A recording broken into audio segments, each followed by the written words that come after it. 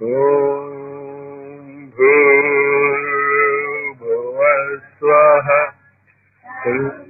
వితుర్వరేణ్యం భర్గో దేవస్య ధీమహి ధియో యో న ప్రచోదయాత్. హ్రీం శ్రీం క్లీం ఓం కైలహ్రీం హసకహలహ్రీం సకలహ్రీం శ్రీం ఓం హ్రాం శ్రీకృష్ణ శ్యామ కమలనయన దత్తాత్రేయాయ శరణం మమ. మానవ జాతి పదాన్ని అర్థం చేసుకోండి. మన గురించి చెప్పటం లేదు, నేను మానవ జాతి గురించి చెప్తున్నాను. నేను ఆ మానవ జాతిలో అన్ని మతాల వాళ్ళు ఉంటారు, అన్ని దేశాల వాళ్ళు ఉంటారు. మనకి తెలిసినా తెలియకపోయినా ఇతర గ్రహాలలో ఒకవేళ మానవ జాతి ఉండి ఉంటే వాళ్ళకి కూడా ఇవాళ నేను చెప్పబోయేది, ఇప్పుడు చెప్పబోయేది వర్తిస్తుంది. పరిణామ క్రమంలో మన భారతీయ చేతనత్వ విజ్ఞానము 4 స్థాయిల్ని చెప్తుంది. ఆ 4 స్థాయిల్ని మనకి అర్థమయ్యే భాషలో మనకి ఉన్నటువంటి అనుభూతుల్ని కనుక అర్థం చేసుకోదలుచుకుంటే మనము 4 రకాలుగా జీవిస్తూ ఉంటాం. ఒకటి మెలకుగా ఉన్నటువంటి మనం, ఇది మనందరికీ తెలుసు. ప్రతిరోజు నిద్రలేస్తూ ఉంటాం, నిద్రపోతూ ఉంటాం. నిద్రలో ఏం చేస్తున్నామో ఏమవుతుందో మనకి తెలియదు, కానీ జాగ్రత్త అవస్థలో మెలకుగా ఉన్నటువంటి మనము ఫలానా పేరు గల వాళ్ళము, ఫలానా వంశంలో పుట్టాము, ఫలానా లిమిటేషన్స్ ఉన్నాయి, అవధులు ఉన్నాయి, మనకి ఫలానా జ్ఞానము ఉంది, ఫలానా జ్ఞానము లేదు, ఖచ్చితంగా తెలుసు మనకి. ఇందులో అనుమానం ఏమీ లేదు. మిగతా విషయాల గురించి మనం ఊహించుకోవచ్చు. అమెరికాలో ఇలా ఉంటుంది, పోల్స్ లో, ఉత్తర ధ్రువ దక్షిణ ధ్రువాల్లో ఇలా ఉంటుంది. అంటే మనం వెళ్ళకపోయినా అక్కడ ఉన్నటువంటి పరిస్థితుల్ని మనం ఊహించుకోగలం. అక్కడ చల్లగా ఉంటుంది, ఇక్కడ వేడిగా ఉంటుంది, ఇక్కడ ఇలా ఉంటారు మనుషులు. ఈ జాగ్రత్త అవస్థ తర్వాత ఉన్నటువంటి మిగతా 3 ఏంటి? మిగతా 3 ఒకటే స్వప్నలోకము. స్వప్నలోకాన్ని కనుక మీరు గుర్తించుకోగలిగితే, మీరంటే ప్రతి మానవుడు, కళలు చూసేటటువంటి ప్రతి మానవుడు తన రోగాన్ని ఖచ్చితంగా నివారించుకోగలడు, అమరత్వాన్ని పొందగలడు. ఇది మీరు ఈనాడు, ఈ ఉగాది నాడు గురువులు మీకు అందిస్తున్నటువంటి, నేను కాదు చెప్పేది, గురువులు మన గురుసత్తా ఉన్నారు కదా, వాళ్ళు చెప్పినవి మీకు మళ్ళీ చెప్తున్నాను నేను. ఇది నేనేం చెప్పటంలే. మన విజ్ఞానవేత్తలు, చేతనత్వ విజ్ఞానవేత్తలు దీన్ని ధృవీకరించటమే కాక ఎవడు ఎప్పుడు ఏ కాలంలో అయినా దీన్ని ఆచరణలోకి పెడితే వాడికి ఫలితాలు ఖచ్చితంగా వస్తాయి. ఇంచేత జాగ్రత్త అవస్థ గురించి మనం పట్టించుకోవద్దు ప్రస్తుతం. ఏంటంటే వినో మనకి దాని గురించి, దాని సాధక బాధకాల గురించి చాలా బాగా అవుతుంది మనకి. ఇప్పుడు ఈ ఉగాది నుంచి చాలా స్పెసిఫిక్ గా మీరు చేయవలసినటువంటి పనులు ఏంటి అంటే, స్వప్న లోకము గురించి మీకు వివరణ తెలియనంత వరకు ఆ యోగము పనికిరాదు.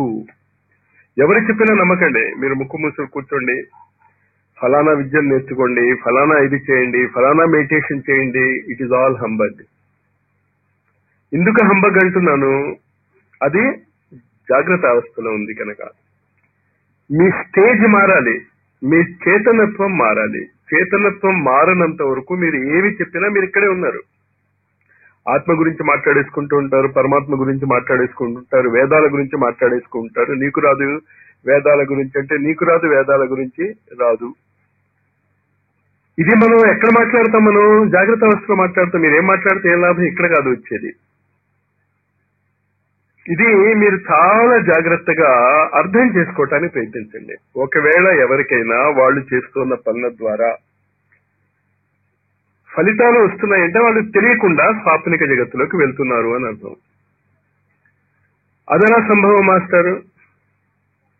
ఆల్ సైంటిస్ట్ ఖచ్చితంగా స్వాప్నిక జగత్తు నుంచే మేము ఈ ఫలితాలు పొందాము అని వాళ్ళ జీవిత చరిత్రలో రాసుకున్నారు. యాజ్ ఎ సైంటిస్ట్ నేను చెప్తున్నాను. మీరు కావాలంటే ఎవరినైనా అడగండి, ఏ లైబ్రరీకి అయినా వెళ్ళి చూసుకోండి.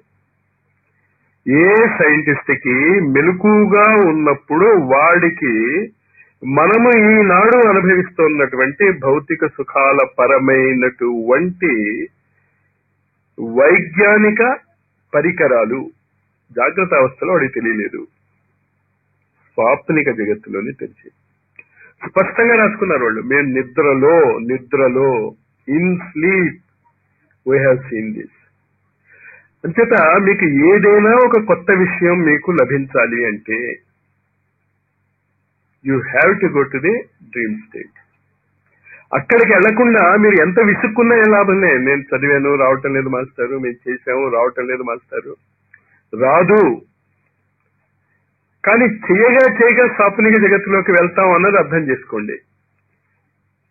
మరి మాకెలా వస్తుంది? మీకు ఆల్రెడీ వచ్చి ఉన్నది అది.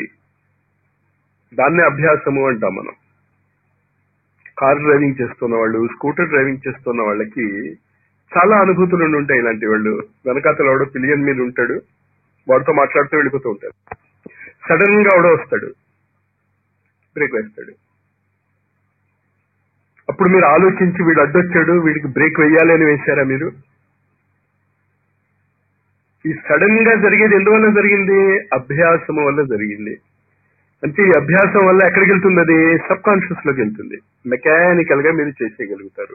అంచేత ఈ మంత్ర జపాలు, ఈ ధ్యానాలు, ఈ యజ్ఞాలు, ఇవన్నీ మీరు ఆ సబ్ కాన్షియస్ మైండ్, యాంత్రిక మనస్సు అని అనుకోగలిగితే, బికాజ్ ఇట్ ఈస్ మెకానికల్, అక్కడ లాజిక్ ఏ ఉండదు, అక్కడే ఆలోచించరు మీరు. కారు స్పీడ్ గా వెళ్ళిపోతుంది, కుర్రాడు ఆడుకుంటూ పక్క గలీ నుంచి బయటకు వచ్చాడు.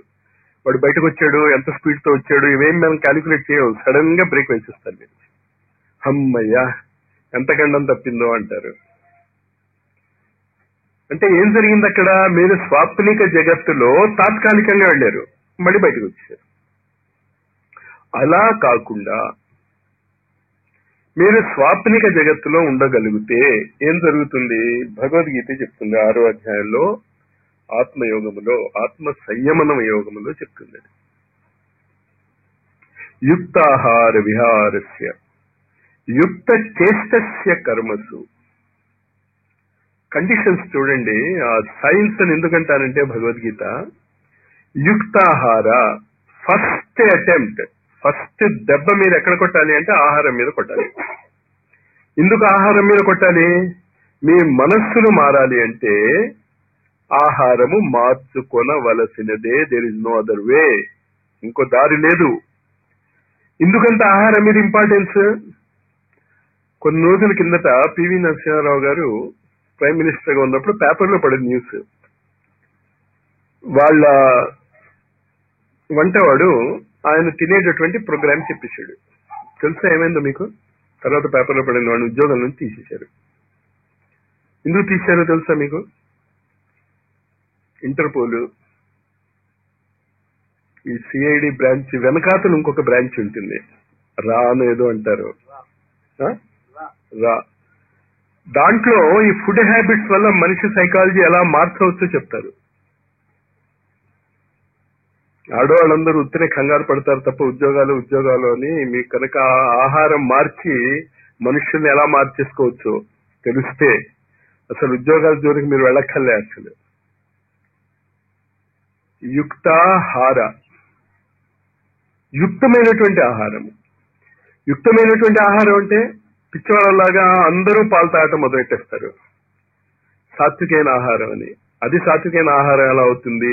పిల్లకి దూడకి పాలు ఇస్తానున్నటువంటి పాలు మీరు ఆపేసి ఒక రాక్షస పైశాచిక కృత్యంతో పిండుకుని అది మీరు సాత్వికమైన ఆహారం అని తాగితే ఏంటంటాం? అసలు మన మనస్సులో ఎంత ఘృణితమైనటువంటి, ఎంత నిందనీయమైనటువంటి అవస్థలు ఉన్నాయో ఆలోచించుకోండి. తెలుసు కదా పాలు ఎలా వస్తాయి మనకి? దూడను వదులుతారు, పాప ఆవు ఏమనుకుంటుంది? ఆ పాలు మీరు తాగి భలే ఆనందిస్తారు. అంత సాత్వికమైన మనోవృత్తి మీది. ఆ తప్పు కూడా మీకు అర్థం అవటంలే. యుక్తాహార విహారస్య అంచేత యుక్తమైనటువంటి ఆహారము ఆహారంలో లేదు, ఆహారం తీసుకునేటటువంటి మనస్థితిలో ఉంది. అదే ఇక్కడ నేర్పుతున్నాను నేను. యంత్ర విద్య, విశ్వకర్మ సూక్తము,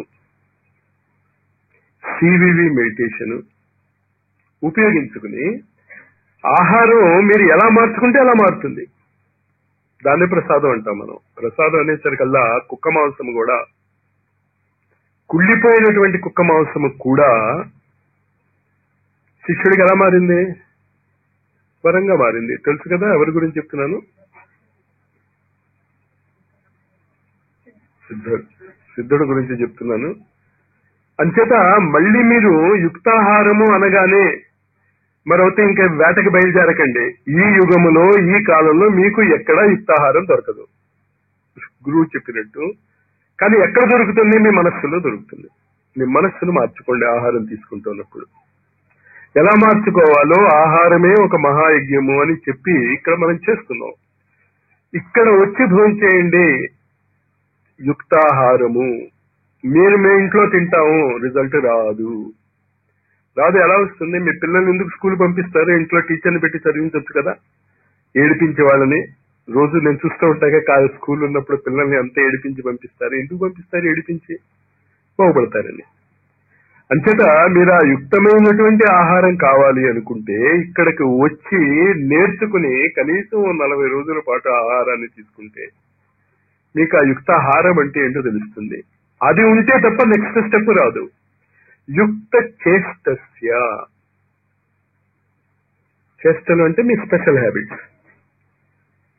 రకరకాల చేష్టలు చేస్తుంటారు కదా మనుషులు. చేష్టలు అంటే ఏంటి? వాడు ఇండివిజువల్. డాక్టర్ చేష్టలు చేస్తాడు, లాయర్ చేష్టలు చేస్తాడు, టీచర్ చేష్టలు చేస్తాడు, తిట్టేవాడు తిట్టే చేష్టలు చేస్తాడు. అర్థమైంది కదా? అంచేత యుక్తమైనటువంటి ఆహారం మీరు ఎప్పుడైతే చేస్తారో మొట్టమొదట మీకు వచ్చేటటువంటి లాభం ఏంటి అంటే మీరు చేసేటటువంటి వర్క్ లో మీకు ఎదురు ఉండదు. మీరు ఏం చేస్తే అది కరెక్ట్ అవుతుంది. నేను చాలాసార్లు చూశాను అది. నేను చాలాసార్లు చూశాను. సాధారణంగా నాకు మధ్యాహ్నం గాయత్రి చేసుకుని కాలేజీకి వెళ్తాం అలవాటు. అది ఎప్పుడు మిస్ కాను. ఒక రోజు మిస్ అయ్యాను నేను. ఆ రోజు మా హెడ్ ఆఫ్ డిపార్ట్మెంట్ బాంబే నుంచి గాయత్రి క్యాసెట్ తీసుకొచ్చాడు. తీసుకొచ్చి ఊరుకోవచ్చు కదా, రామకృష్ణ క్యాసెట్ విందామా అన్నాడు. తెలుస్తుంది యుక్త చేష్టస్య కర్మసు. మీ జీవితాలలో అలాంటి అద్భుతమైనటువంటి మలుపు రావాలి. అది నా కోరిక, గురువుల కోరిక. కానీ దానికి కావాల్సిన పాయింట్స్ మీరు స్టెప్ వైజ్ అర్థం చేసుకోండి. స్వాప్నిక జగత్తు గురించి చెప్తూ ఇది చెప్తున్నాను నేను.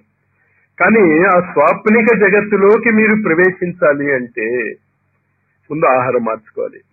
ఆహారం ఎక్కడి నుంచి మార్చుకుంటారు? మీకు పరిశుద్ధమైనటువంటి ఆహారము ఖచ్చితంగా మీకు దొరకదు. దానికి ఏం చేయగలగాలి? టెక్నిక్ చెప్పాను నేను మీకు, దాన్ని పట్టుకోండి. ఒకవేళ ఎవరికైనా ఇంకా డీటెయిల్స్ కావాలని అంటే ఇది అయిపోయిన తర్వాత కనుక్కోండి. యుక్త చేష్టస్య తర్వాత ఏంటి? చేష్టలు యుక్తముగా ఉండాలి. లెక్చరర్ ఉన్నాడు, నేను లెక్చరర్ పాఠము చెప్పకుండా నేను జపం చేసుకుంటూ కూర్చుంటాను, కాలేజీకి వెళ్లకుండా సెలవు పెట్టి ఇంట్లో కూర్చుంటాను, కుదరదు. మీకు రిజల్ట్స్ రావు. మీరు ఏ ప్రొఫెషన్ లో ఉన్నారో, ఏమేం చేస్తున్నారో మీకు చేతనైనంత. కండిషన్ అదే, మీరే అద్భుతంగా చేసేయక్కర్లే. మీకు ఎంత చేతనవుతుందో మనస్ఫూర్తిగా మీ ఆత్మసాక్షిగా అంత చేసుకోండి. యుక్త చేష్టస్య కర్మసు. కర్మలంటే ఏంటి? ఆ క్షణంలో చేసేటటువంటి. ఏదో దారిలో వెళ్తున్నాం, అరటి తొక్క కనిపించింది, మనసులో ఒకసారి గుర్తొస్తుంది, మాస్టర్ చెప్పారు కదా అరటి తొక్క కనిపిస్తే పక్కన పడేయండి అని. దాటేస్తాం. ఏం చేయాలి? మళ్ళీ వెనక్కి వచ్చి దాన్ని పక్కన పెట్టండి. ఇది అస్తమానం చేయక్కర్లే. అటు తొక్క ఎక్కడుంది, అటు తొక్క ఎక్కడుంది అని వెతకక్కర్లే. అత్యంత యుక్త కర్మ అంటే ఏంటి? ఆ క్షణంలో అప్పుడప్పుడు మీకు చాలా ఛాన్సులు దొరుకుతాయి మనుషులకి సహాయపడటానికి. ఒక ముళ్ళు పడి ఉంది, ఆ ముళ్ళుని పక్కన పెట్టేస్తే భగవంతుడు తెలియాలి మీరు ఎంత భయంకరమైనటువంటి ప్రమాదాన్ని మీరు ఆపారో. తెలియదుగా మీకు. ఆ ముళ్ళు మీద ఎవడికో కాలు పడవచ్చు, అప్పుడే వాడు అబ్బా అని ఆరవచ్చు, అప్పుడే ఒక కారు రావచ్చు అక్కడి నుంచి, వాడిని గుద్దేయొచ్చు. ఇదంతా దేనివల్ల ఆగుతుంది? అక్కడున్న చిన్న మిల్లుని మీరు పక్కన పడేస్తే. అది కూడా గుర్తుంచుకోవాలి మీరు. అంటే ఏంటి? సోషల్ నార్మ్స్, సామాజికమైనటువంటి సివిక్ కల్చర్ అంటారే, అది మీకు కరెక్ట్ గా ఉండాలి. మాకెందుకు, పక్కవాడు ఏమనుకుంటాడు, ఏమనుకోడు, పక్కవాడు ఏమనుకుంటాడు అనేవాడు యోగి కాలేడు అసలు. ఇంచేత యుక్త చేష్టస్య కర్మసు. ఇంతవరకు చెప్పాక ఆగలేదు జగద్గురు శ్రీకృష్ణుడు. యుక్త స్వప్నావబోధస్య యోగో భవతి దుఃఖ. ఇదంతా చేస్తే తప్ప మీరు స్వాప్నిక స్థితికి వెళ్ళలేరు, డ్రీమ్ స్టేట్ కి వెళ్ళలేరు. మనకి రిజల్ట్స్ ఎందుకు రావటం లేదు? చాలా మంది అడుగుతారు, మేము ఇంత చేస్తున్నాము మాకు ఫలితాలు రావటం లేదు. చూసుకోండి మీరు ఎక్కడ తప్పు చేశారు. ఫ్యామిలీ రిలేషన్షిప్స్ కూడా కరెక్టే ఉండాలి. అది యుక్త చేష్టస్య కర్మసు అంటే తల్లితో ఎలా ప్రవర్తించాలి, అత్తగారితో ఎలా ప్రవర్తించాలి, ఇవన్నీ కూడా ఒక సెట్ ఆఫ్ రూల్స్ ఇంకా భారతదేశంలో ఉన్నాయి కనుక ప్రపంచం అంతా మంటెత్తిపోతున్నా భారతదేశంలో ఇంకా మంటలు రాలే. మీరు అనుకున్న మంటలు వస్తాయి తప్ప నిజమైన ఒక అమెరికాలో కానీ ఒక ఫారిన్ కంట్రీస్ లో ఇప్పుడు సంగతి ఎలా ఉందో నాకు తెలీదు. 1960s లో నేను ఎంఎస్సీ చదువుతున్నప్పుడు ఇంటర్నేషనల్ హాస్టల్లో ఉండేవాడిని నేను. మా ఫాదర్ వాళ్ళు తిరుపతి వచ్చేసారు కనుక చాలా ఫారిన్ ఫ్రెండ్స్ ఉండేవారు. మా తమ్ముడిని అప్పుడు నేనేదో రాయమన్నాను, నాకు గుర్తులేదు ఏది రాయమన్నాను. సరే వీడు కూర్చొని రాశాడు. మొత్తం ఇంటర్నేషనల్ గెస్ట్ హౌస్ వచ్చి చూసి మీ తమ్ముడు రాశాడు ఇది, మీ తమ్ముడు రాశాడు ఇది. వాడు రాయరు అక్కడ. రాస్తే ఏం కావాలట? డబ్బిస్తే రాస్తాడు తమ్ముడైనా. వాళ్ళు ఎంత ఆశ్చర్యపోయారు అసలు. ఫ్యామిలీ నార్మ్స్ అంటే ఇప్పటికీ ఉన్నాయి మన దేశంలో, ఈ క్షణానికి ఉన్నాయి. యుక్త చేష్టస్య ఆ చేష్ట లేకుండా యుక్త స్వప్నావబోధ రాదు. దానికి నేను చెప్తున్నాను, ఆ సిరీస్ ఉండాల్సిందే. అలాగా యుక్తాహార విహారస్య యుక్త చేష్టస్య కర్మసు యుక్త స్వప్నావబోధస్య యోగో భవతి దుఃఖ. అంచేత ఈ మెడిటేషన్ కానీ ఈ మంత్ర జపం కానీ దీని కానీ మీరు చేస్తున్నప్పుడు ఇది గుర్తుంచుకోండి. ఎందుకు చేస్తున్నాం మనం? ఎందుకు చేస్తున్నాం అంటే మనము డ్రీమ్ స్టేట్ కి వెళ్ళటానికి. డ్రీమ్ స్టేట్ కలే కదా? కాదు. 6th సెంచరీలో లియోనార్డో విన్సీ అనేటువంటి ఒక అద్భుతమైనటువంటి సాధకుడు, కానీ సాధన గురించి చాలా తక్కువ మంది తెలుసు. ఆయన రాసిన ఒక బొమ్మ అందరికీ తెలుసు. పేరు విన్నారా? లియోనార్డో విన్సీ. మొనాలిసా. ఏంటి మొనాలిసా బొమ్మ గొప్పతనం? అంతేనా? ఇంకేమైనా? ఐబ్రోస్ లేవు, మీరు చూసుకోండి. కనుబొమ్మలు లేవు. ఎందుకు ఆ మాట చెప్తున్నాం అంటే ఆ స్మైల్ యొక్క గొప్పతనం ఏంటంటే కనుబొమ్మలు లేకపోయినా కనుబొమ్మలు లేవు అని మీకు తెలియదు. ఈసారి జాగ్రత్త చూడండి. నాకు ఎవడో చెప్తే చూశాను నేను. అంటే సాధారణ కనుబొమ్మలు లేకపోతే అందవికారమేగా. బట్ స్టిల్ ఆ స్మైల్ యొక్క అందం ఎంత గొంది, కనుబొమ్మలు లేవని వాడు గుర్తించడు చెప్పేంత వరకు. ఎక్కడి నుంచి వచ్చింది అది? ఆయన యొక్క యుక్త చేష్టస్య కర్మసు. కానీ దాని గురించి నేను చెప్పటం లేదు. ఐఎమ్ నాట్, అతను చాలా గొప్ప చిత్రకారుడు అని నేను ఓటు వేయక్కర్లేదు, మీకు చెప్పక్కర్లేదు. కానీ ఆయన పెయింటింగ్స్ లో ఈ ఏరోప్లేన్ డిజైన్స్ ఉన్నాయి. ఫస్ట్ అంటే మనిషికి ఎప్పుడు ఎగరాలని ఉంటుంది. ఆ ఏరోప్లేన్ డిజైన్స్ మెల్లగా 1902లో అంటే ఒక సుమారు 300 సంవత్సరాల వరకు అనేక మనస్సుల్లో దూరి చివరికి రైట్ బ్రదర్స్ ద్వారా ఏమొచ్చింది? బయటకు వచ్చింది. యుక్త స్వప్నావబోధస్య. చేత మీరు కలలు గంటలు నేర్చుకోండి ముందు.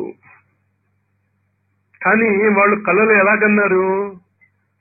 స్వాప్నిక జగత్తులో ఉన్నటువంటి అవి కిందకి దిగాలని, అంటే జాగ్రత్త అవస్థలోకి రావాలని. నేను మిమ్మల్ని ఏమడుగుతున్నాను? మీరు స్వాప్నిక జగత్తులోకి వెళ్ళిపోండి. పాసిబుల్. మేము వెళ్ళలేము అనకండి. ఎంచేతంటే ప్రతిరోజు రాత్రి మీరు కళలు కంటూనే ఉంటారు. ఇక్కడ మాకు చేత కాదు అనకండి, ఉపయోగించుకోవటం రాదు. అది నిర్ణయం తీసుకోండి ఈ ఉగాది నాడు. మీరు ట్రై చేస్తే వస్తుంది. దానికి మీరేమి కష్టపడక్కర్లే. మీరు ప్రతిరోజు రాత్రి నిద్రను ఉపయోగించుకోవటం నేర్చుకోండి.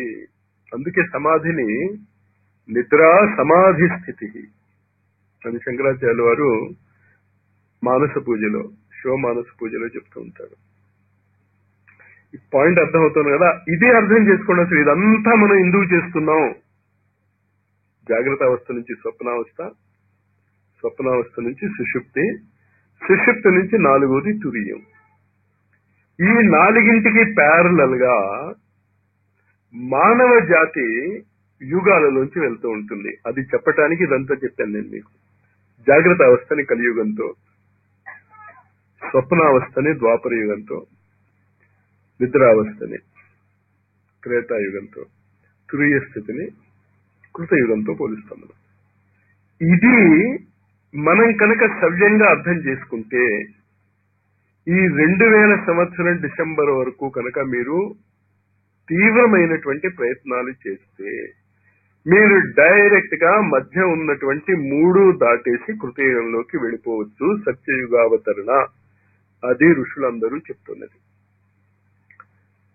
దాని కొరకు చాలా జాగ్రత్తగా అర్థం చేసుకోండి. ఇప్పుడు నేను చెప్తున్నది, ఈ అవకాశం ఎక్కడ మిస్ అయిపోతామో అని చెప్పి, భారతదేశ స్వాతంత్రానికి మనకి అర్హత లేకపోయినా, మనం ఏ విధమైనటువంటి ప్రయత్నాలు చెయ్యకపోయినా, అద్భుతమైనటువంటి ఆధ్యాత్మిక శక్తి యొక్క ప్రయోగం వల్ల భారత జాతి స్వతంత్రమైంది. ఈ విధమైనటువంటి హిస్టరీ చాలా మంది హిస్టారియన్స్ కి తెలుసు. కానీ రాస్తే పాపం వాళ్ళు పిచ్చివాళ్ళు అనుకుంటారనో, నువ్వు కూడా రాశావా అనుకుంటారో అని రాయరు. కేఎం మున్షీకి తెలుసు ఈ విషయం, సర్దార్ పటేల్కి తెలుసు, జవహర్ లాల్ నెహ్రూకి తెలుసు, మహాత్మా గాంధీకి తెలుసునే తెలుసు. కొంచెం జాగ్రత్తగా వాళ్ళ గురించి, ఇదంతా నేనేం స్వయంగా చెప్పటం లేవు, ఆ పుస్తకాలు చదివే. నెహ్రూ గురించి కానీ మీరు కాస్త అనేక మంది రాసిన పుస్తకాలు చదివితే ఈ విషయం బోధపడుతుంది. కానీ భారతదేశం స్వాతంత్రం అయిపోయింది ఎవరి ప్రయత్నాల వల్ల? ఋషుల యొక్క ప్రయత్నాల వల్ల. మనం నెత్తురేం చిందించలే, మనం యుద్ధం ఏం చేయలే. ఏమి యుద్ధం చేయకుండా రవి అస్తమించినటువంటి సామ్రాజ్యాధినేతలు ఎందుకు వదిలేసి వెళ్ళిపోయారు? జాగ్రత్తగా చదవండి హిస్టరీని. మళ్ళీ ముఖ్యంగా కిప్స్, దాని తర్వాత 2-3 వచ్చాయి. నాకు ఇప్పుడు హిస్టరీ అంత బాగా గుర్తులేదు. సత్యనారాయణ శర్మ గారు చెప్పుండే ఎవరేమో, రిజిస్ట్రార్ గారు. కానీ ఏదైనా మీరు మళ్ళీ ఆ హిస్టరీ మీ అంతటి మీరు కావాలంటే చదువుకోండి. లేకపోతే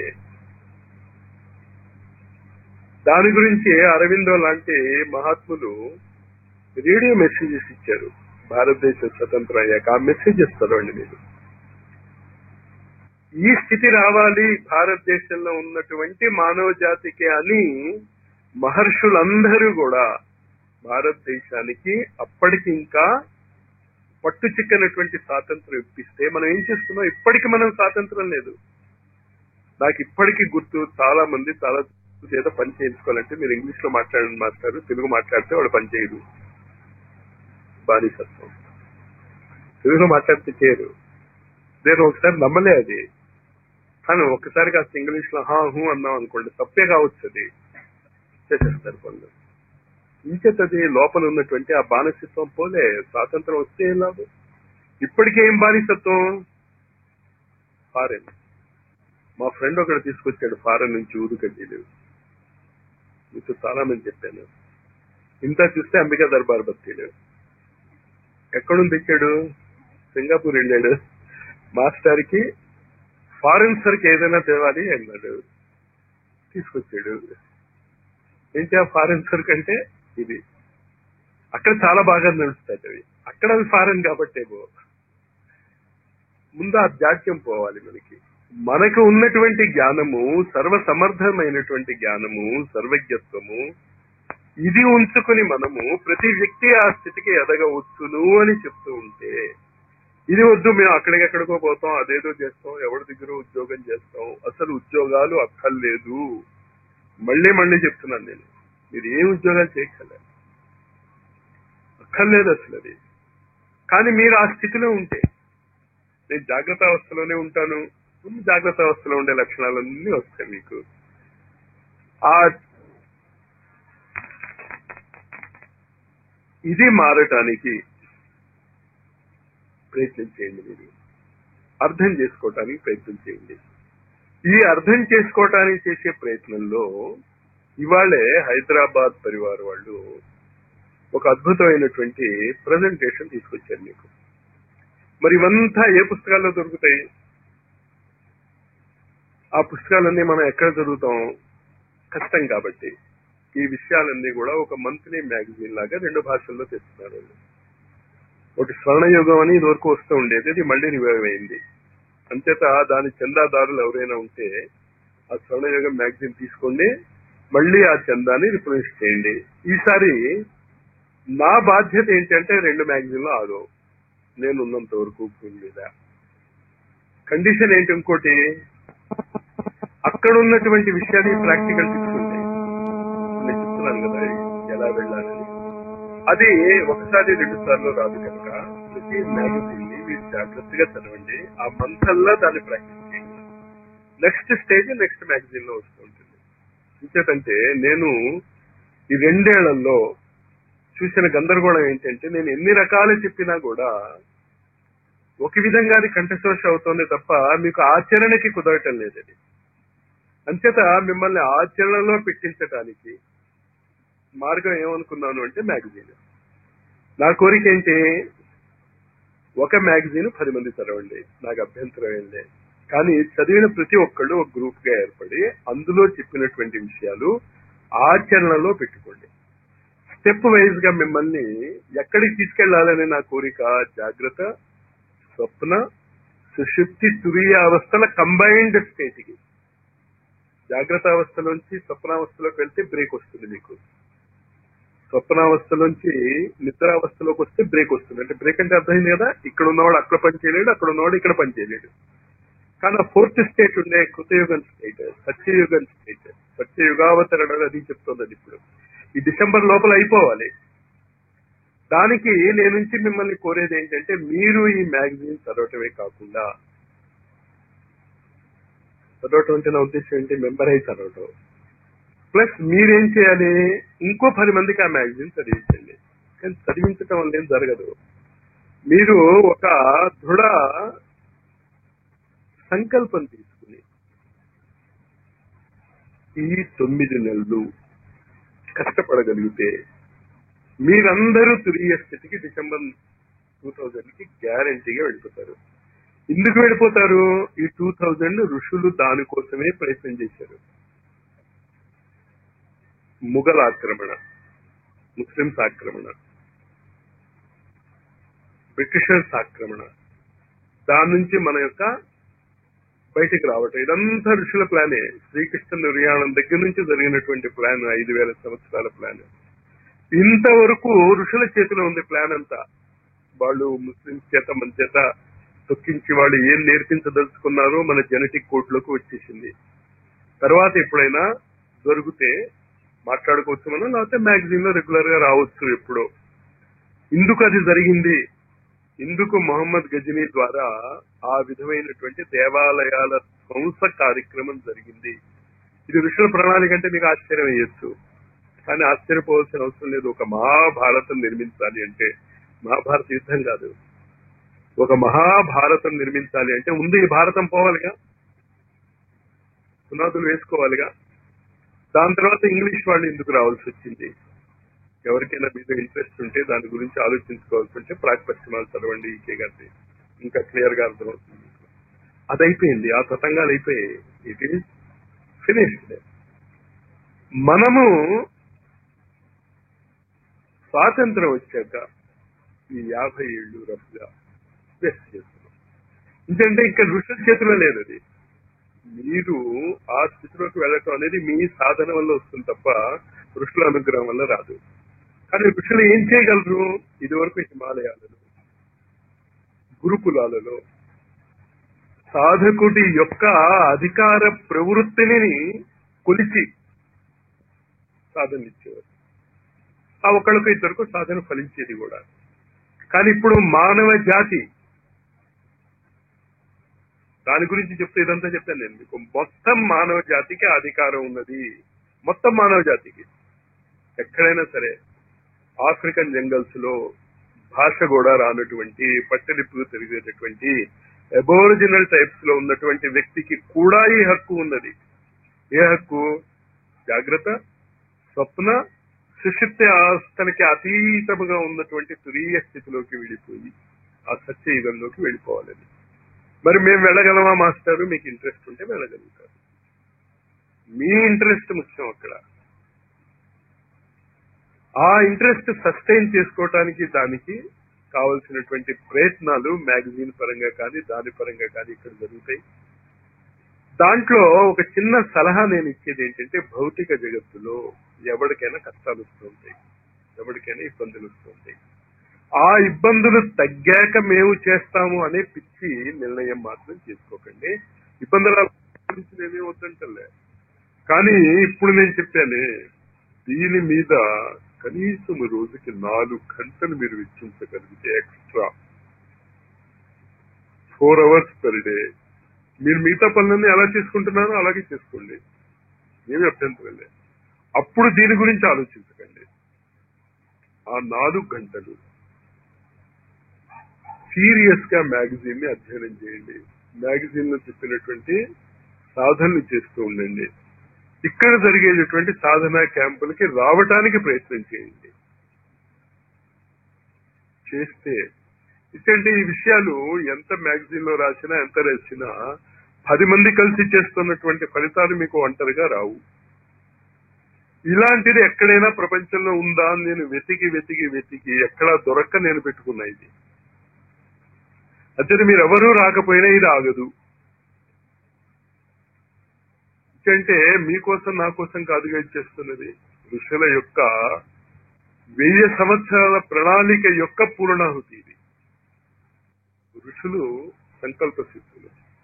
అంచేత ఎవరు ఎక్కడ ఏమవుతారో నాకు తెలియదు, కానీ ఇది విని ఇంత అద్భుతమైనటువంటి అవకాశం ఉందని తెలిసినా మీరు ఉపయోగించుకోలేకపోయారు అంటే మనం మానవ జాతిలో ఉన్నాం లేదా అని అనుమానం వస్తుంది. ఇంచేత గురువులు చెప్పింది ఏంటంటే మానవ జాతికి దీనికి హక్కు ఉంది అని. దీనిని జాగ్రత్తగా మీరు మళ్లీ మళ్లీ మననం చేసుకుని ఈ ఉగాది నాడు తీసుకున్నటువంటి నిర్ణయము నెక్స్ట్ ఉగాదికి మీరందరూ కూడా మహర్షి స్థాయికి ఎదిగి ప్రపంచానికే మార్గదర్శకులు అవుతారని ఆశిస్తూ